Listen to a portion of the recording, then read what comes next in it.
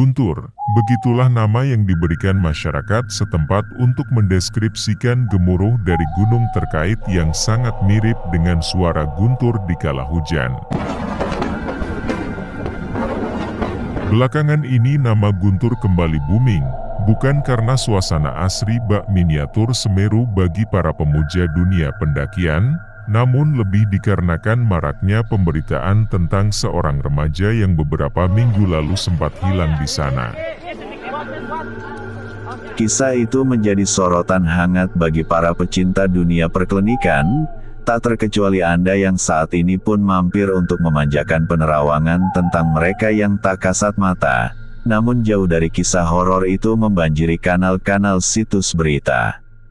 Bahkan sosmed saat ini, 5 sekawan Jeffrey, Andy, James, Susan dan Putri sudah lebih dulu menjadi saksi hidup akan keangkeran gunung yang berada di Garut tersebut.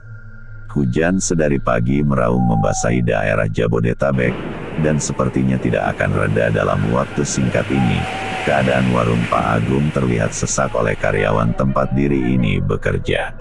Banyak rekan sejabat yang mampir ke sana guna menikmati secangkir kopi sembari menunggu hentinya tetesan air yang deras menyucur dari langit.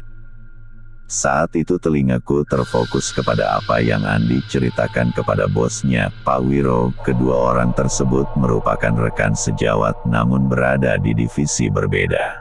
Andi tampak khusyuk mengisahkan pengalaman horor mengenai pendakian yang dialaminya beberapa tahun silam. Waktu itu dia dan beberapa rekan lain mencoba menaklukkan puncak Gunung Guntur.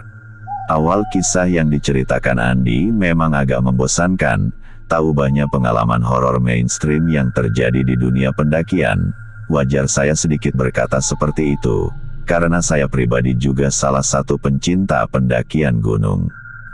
Namun selang 10 menit dia bercerita, tatkala kisah itu mulai menonjolkan sisi lain yang jauh lebih kelam, aku malah langsung memotong perkataannya waktu itu. "Serius Lodi?" tanyaku keheranan kala dia mengisahkan tentang kampung goib yang dia datangi kala mereka melakukan pendakian tersebut. "Demi Mas," ujarnya sembari mengangkat 2 jarinya, seolah bersumpah bahwa dia sedang berkata jujur. "Malam itu benar-benar mencekam bagi kami di Gunung Guntur," jelasnya sembari mulai mengisahkan apa yang sebenarnya terjadi pada waktu itu. Awal bercerita Andi sudah memasuki fase horor yang terlalu dini dimulai. Waktu itu bulan Januari, sekitaran jam 11 malam di hari Minggu, mereka berlima tiba di salah satu desa yang menjadi akses masuk ke Gunung Guntur. Cikahuripan nama jalur yang mereka pilih untuk mencapai puncak Gunung Guntur kala itu. Berbeda dengan saat ini, Cikahuripan dulu bukanlah jalur resmi untuk mendaki Gunung Guntur, sehingga aksesnya masih terbatas dan minim tempat untuk bernaung. Sama seperti saat itu, keadaan cukup sepi, di mana pos penjagaan terlihat kosong melompong bak bangunan angker yang ditinggal pemiliknya. Beberapa warung milik warga juga terlihat lenggah dan sudah tertutup rapat. Sengaja mereka memilih hari Senin subuh sebagai jadwal schedule penaklukan puncak Gunung Guntur. "Biar private mountain," kata Andi menjelaskan padaku. Jadi dengan kata lain kelima orang ini cuti 2 hari berbarengan guna memanjakan diri menyatu dengan alam saat itu. Tak lama berselang dari kedatangan mereka di sana, barulah 2 orang warga datang menghampiri. Keduanya adalah petugas dadakan yang biasanya memandu pendaki yang ingin melalui jalur tersebut. Tidak ada reservasi pilihan tempat, hanya satu rumah yang berbentuk seperti bedeng yang dijadikan base camp bagi para pendaki yang hadir di sana. Suka tidak suka kami masuk untuk menghangatkan badan, sembari menunggu pagi kala itu. Susan dan Putri langsung merebahkan badan dan tertidur sembari meringkuk di dalam sleeping bag yang telah kami bawa. Sementara aku, Andy, James dan Jeffrey masih bertahan di luar base camp sembari mengobrol tentang skema pendakian besok. Bertiga kami asik menyusun strategi. Asap tampak mengepul tinggi keluar dari mulut kami bertiga, dan belum jua rokok di jari habis, seorang wanita tua menenteng kayu tiba terlihat mendekat ke arah kami berada. Kalian pulang, jangan pergi mendaki, ucapnya tanpa berbasa-basi ke arah Jeffrey, yang pastinya langsung membuat dirinya kaget bukan main. Jeffrey menatap ke arah kami berdua, terlihat riak wajahnya pucat. "Bah, itu kenapa?" tanyanya kepada kami Andy dan James, yang pastinya membuat kami balik menatap Jeffrey keheranan. "Bah, itu kenapa?" tanyanya kepada kami Andy dan James, yang pastinya membuat kami balik menatap Jeffrey keheranan. "Nenek ini loh," jawab Jeffrey sembari menunjuk ke salah satu arah. "Astagfirullah," ucapnya kencang. Jeffrey langsung menyebut nama Sang Pencipta, memohon perlindungan kala matanya tidak lagi melihat sosok mbah tersebut ada di sana. Lama dia terdiam, sebelum mulutnya kembali berbicara. "Kalian tidak lagi bercandakan, masa kalian gak lihat mbah itu?" ucapnya kembali mencoba memastikan akan apa yang terjadi tadi. Kembali jawaban yang sama terlontar dari mulutku dan James, karena memang kami tidak melihat ada sosok yang berada di sana. "Aku packing dulu, biar besok subuh tinggal jalan," ucap James mencoba mengalihkan pembicaraan tersebut. James seketika masuk ke dalam base camp meninggalkan aku dan Jeffrey di sana. Tak lama berselang dari kepergian James, ku ajak Jeffrey yang masih terlihat ketakutan untuk masuk ke dalam rumah, terlepas dari hanya bercanda atau memang real terjadi.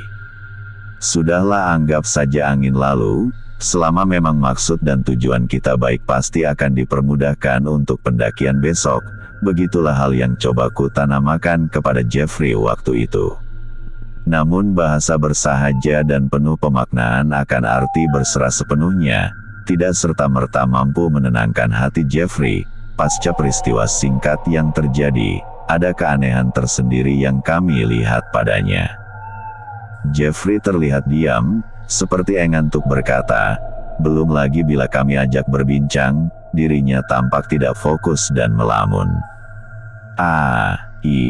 Iya, kenapa? Oh, apa tadi?" jawabnya yang tidak pernah sesuai dengan arah pembicaraan. 4:30 subuh. Suara James beradu kencang dengan riuh hujan yang belum mereda. Dia mencoba membangunkan kami sepersatu dari mimpi indah yang baru beberapa jam terjalani. Woi, bangun, ayo siap-siap," teriaknya mencoba membangunkan kami berempat. Mata terasa sepat, menahan pusing di kepala yang masih belum sepenuhnya tersadar. Belum lagi hawa dingin serasa kian menusuk tulang di tubuh, membuat kami hanya duduk dengan masih berselimut jaket menutupi bagian kaki. Kurang lebih memakan waktu sejam bagi kami untuk benar-benar tersadar dan siap melakukan pendakaian. Sekali-kali suara James riuh berteriak. "Asteris lambre, pada lama semuanya Asteris celotehnya yang sudah tampak bosan menunggu kami berempat. Singkat cerita, di jam 4:30 kami berlima akhirnya mulai pendakian itu, namun kala briefing singkat yang dilakukan James sudah ditutup dengan doa untuk memohon keselamatan. Jeffrey malah meminta waktu sedikit untuk membuang hajat di kamar mandi. Sekitar 5 menitan dia akhirnya kembali dan pada saat itu juga kami langsung berangkat untuk menaklukkan puncak Gunung Guntur. Kembali ke masalah pemilihan jalur pendakian, Cikahuripan menjadi pilihan kami saat itu.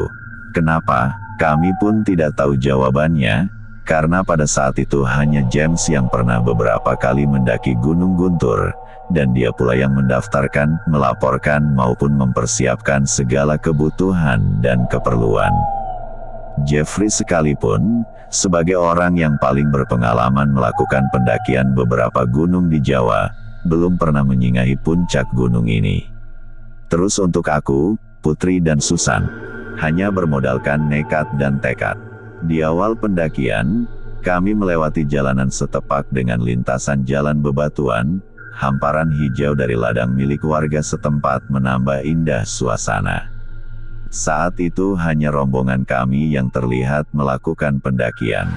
Tak heran jua dan tak perlu mendramatisasi, karena hari yang kami pilih bukanlah long weekend apalagi tanggal merah, plus ditambah itu hari Senin, ya sudah pasti kami akan merasakan private mountain. Kurang lebih sejam kami intens berjalan tanpa jeda, Susan menjadi orang yang paling ribet kala itu. Wajar saja dengan jalur yang agak licin abis diguyur hujan semalam suntuk dan belum lagi sepatu yang digunakannya juga model sport layaknya anak-anak milenial saat ini, sudah pasti membuat dia beberapa kali tergelincir dan menjadi bahan candaan kami. Kami terus berjalan menusuri setapak demi setapak, langit juga mulai sedikit menerang, walau warna abu kehitaman masih mendominasi. Karena memang keadaan cuaca pada saat itu sedang musim hujan, jadi ada kemungkinan pendakian ini akan ditemani oleh tetasan air berkah. Suara kami riuh menghiasi heningnya Gunung Guntur. Jeffrey yang kemarin terlihat kusut sudah kembali tertawa dan bercanda sebagaimana sifat aslinya yang memang tak ubahnya komedian. Sekitaran jam 7 kurang, setelah 2 jam kami berjalan, kami sempat menepi sejenak karena permintaan Putri dan Susan yang mulai kecapean. "Jangan minum banyak-banyak," ucap Jeffrey pada Putri yang seperti orang kesetanan dalam meneguk botol mineral yang ditenteng olehnya. Sekitaran jam 7 kurang, setelah 2 jam kami berjalan, kami sempat menepi sejenak karena permintaan Putri dan Susan yang mulai kecapean. "Misi ya nak," kata nenek tua tersebut, terus kami jawab serentak, "Iya mbah, silahkan." Tidak ada yang aneh sebenarnya mengingat itu sudah jam 7 pagi, apalagi aktivitas masyarakat pedesaan memang terkenal rajin dan beraktivitas sedini mungkin. Tapi yang menjadi pertanyaan kami, bukan bahasan dari mulut Putri yang mengatakan, "Hebat ya sudah setua itu masih bisa nanjak. Tapi jam berapa dia naik ke atas sana?" ucap Jeffrey dengan wajah datar dan langsung kembali berjalan, yang membuat kami saling menatap mencoba mencerna apa yang barusan dia katakan. Sebab, secara logika kami berjalan di jam set 5, setelah hujan mereda, malah di jam 3 subuh tadi hujan masih sangat lebatnya, yang pastinya tidak mungkin wanita setua itu dapat menerjang naik ke atas sana. Keadaan sempat hambar, dan sangat membosankan, semuanya coba menjaga tutur kata, dan fokus untuk sampai ke puncak Guntur sesuai dengan rencana awal. Gambaran sedikit, secara umum sebenarnya kurang lebih 4-6 jam seharusnya kami sudah sampai di puncak. Terlebih hanya sedikit waktu kami luangkan untuk beristirahat. Namun 5 jam berjalan, pos 1 pun tak kunjung terlihat, bila hitungan matematis seharusnya kami sudah sampai di puncak 4. Atau minimal sudah berada di hutan tertutup dan tinggal menapaki beberapa ratus meter untuk sampai di puncak Guntur. James yang notabene-nya sudah beberapa kali mengunjungi tempat itu, menjadi orang pertama yang frustasi. "Bangsat-bangsat," teriaknya yang membuat kamu semua keheranan. "Gak beres, ini sudah gak beres," dumelnya sembari melihat ke sekeliling wilayah. Jujur aku pribadi, Andi, tidak mengetahui karena kami bukan seperti kisah horor pendakian lainnya, diputar pada tempat yang sama, tempat kami sangat jauh berbeda dengan tempat yang sebelumnya dilalui. "Belum sampai kali," ucap Jeffrey coba menenangkan James kala itu.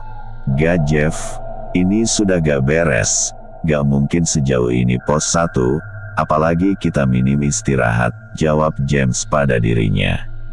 Hampir sejam kami berhenti guna menenangkan pikiran, serta mengkondisikan badan yang sudah mulai kelelahan. 15 menit lagi kita jalan ya, ucap Jeffrey mengambil alih komando pendakian. Kala itu sudah jam 1, dan tidak ada seorang pun yang kami temui sepanjang 7 jam kami mendaki. Kami memulai perjalanan kembali dengan doa, seraya berharap apa yang dikatakan James hanya suatu kekeliruan saja.